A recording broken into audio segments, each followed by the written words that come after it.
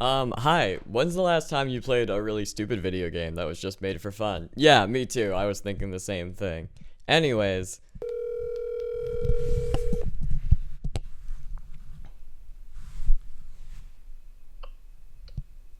Oh my god, is that Vienna? Joey, do you want to make a video game about beating the shit out of someone in a gas station? What?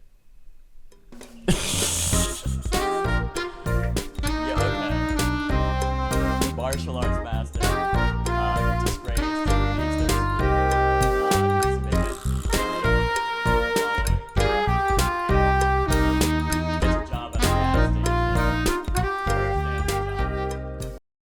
station. Sorry, let me start over.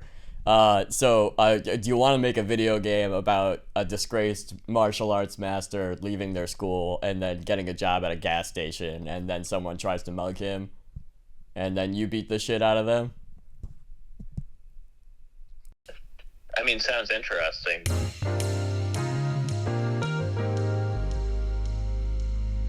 Alright, so we don't want to take forever, so we've set around a 1 year production timeline for ourselves, which means we have until about September 16th-ish to finish our pre-production. So that's the game plan.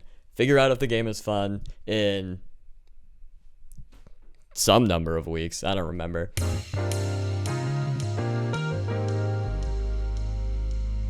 So the game plan is we want to do a free flow combat system, but in first person, and we want to add cool items that the player can use. Step one, Joey goes and creates a prototype for us. Absolutely wonderful, incredibly kind of him. Holy shit, how did he do that so quickly?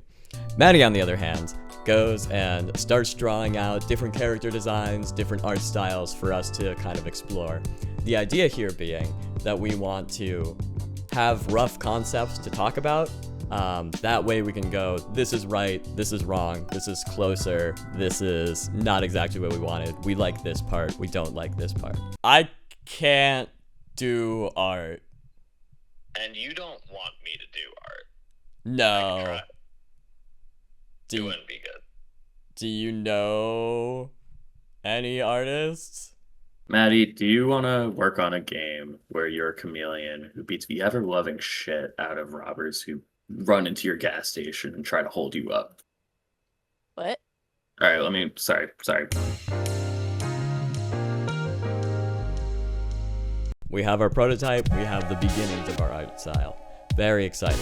What do we want to change? Well, number one, the whole draw of this game versus any other kind of first-person free-flow game is that we want to provide cool items for the player to use. So let's go ahead and implement our first item.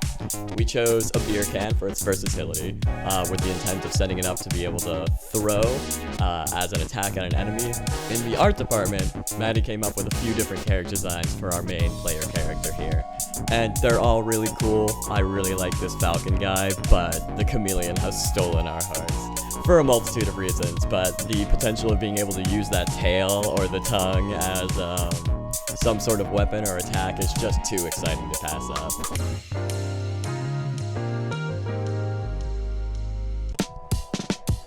Alright, week 3.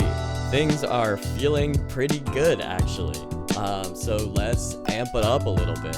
First things first, we decided to add enemy indicators to the edge of the screen so you can see where enemies nearby you are. This is because the game has this system where instead of just attacking forwards, you can hold backwards and press an attack button, and your character will whip backwards and attack the person behind you. Now, this is really fun, but making sure the players know that you can do that is super crucial. We don't want them just like rushing forwards all the time. We want them to be able to feel like they're bouncing from enemy to enemy to enemy. So these enemy indicators really help contextualize where the player is in the environment relative to their opponents. In the art department, we have some new enemy designs that Maddie's fleshing out. Punks that are gonna go try and harass our martial arts master, our chameleon, and give him a hard time. Alright, week 4. Using items. It feels a bit weird. We decided to mess around with different options for throwing, including using your chameleon tail. That way your 2 fists are left open for you to use. And we have our first screen slice. The idea of this is to show off what the kind of art style of the game is going to look like as a whole. What we settled on at this point is having 2D characters and 2D first-person assets mixed with a 3D environment. We want to give it this fun, kind of scrappy, cartoonish look. We want it to look a little bit kit bashed together in a way.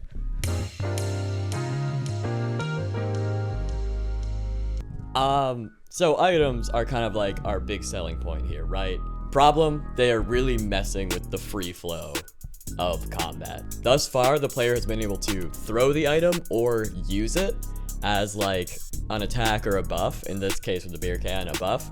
But the idea of the player holding the item and having to remember that they're holding the item and have 2 different ways they can use it is just so much information for the player to remember when they're already dashing around and in this very frantic combat.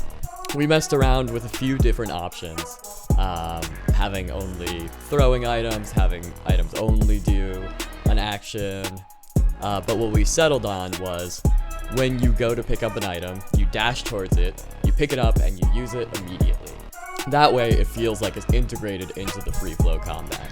Now at this stage, we've also decided, in order to make sure the player doesn't get killed, that enemies will kind of back off as the player is using an item. That way, players get a little bit of breathing room, it provides other benefits besides just what the item does itself, and makes it feel really natural and rewarding to utilize items. Meanwhile, in the art department, we went through a few different iterations of our screen slice, playing with different colors, different styles of hands, different UI elements, trying to experiment around to see the exact kind of aesthetic that we're looking for. Week 7. We have a bit of a problem. Can enemies even hurt you? They just move so slowly. The player moves so quickly. Their attacks are so fast. We kind of realized there was really no risks to the game, so we slowed everything down. We leaned back on how quickly the player can attack. We reduced the movement speed of the player. We reduced how fast they dash when they're attacking things and moving around to the gas station.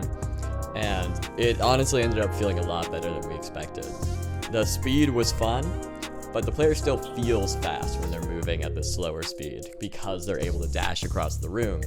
And attacks just felt more meaningful. They felt more impactful. You were making a more realistic decision.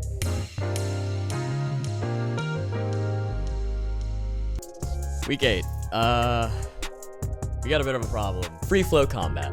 Traditionally, taking place in an open environment, allowing the player to dash around from enemy to enemy to enemy. We're in a gas station. These 2 things don't really mesh. It sounds cool, but in practice, we often find the player moving around manually, breaking their chain of attacks, and just kind of like having these awkward moments where they're kind of looking around for another enemy to hit. With this in mind, what we decided to do was actually design the enemy AI such that they position themselves around the player. If you look at this diagram, you can see enemies that aren't going to attack the player position themselves in such a way that the player can look left, look right, look ahead, and there will always be an enemy to hit. Enemies are naturally trying to distribute themselves in a way that there's another enemy to jump to at any given time, which felt really good. It changed everything. It really made combat feel so much more natural than it has the entire prototype, because suddenly you're no longer like trying to manipulate your movement to find opportunities to attack people. You are just moving. You are bouncing from enemy to enemy to enemy, and even better, when you are attacking an enemy, there is another enemy ready to come up on you and start attacking you. It's killing a lot of birds with one stone, which is very exciting. Meanwhile, we're working on iterations for our hands, believing that they are the most important thing in the game, art-wise. You're going to be looking at them literally the entire time that you're playing the game, so getting them right is absolutely important. I'm sorry, but that's where we're going to have to leave you. Thank you so much for your time. If you stayed to the end, it means the world to us. We're just 3 developers working in our spare time outside of work to make something really cool and special and exciting and fun. So if you want to see more of our work, please like, subscribe, follow us here on YouTube, or even follow us in our Discord that we started up recently if you want to come talk to us and learn more about game development and clock out FOV.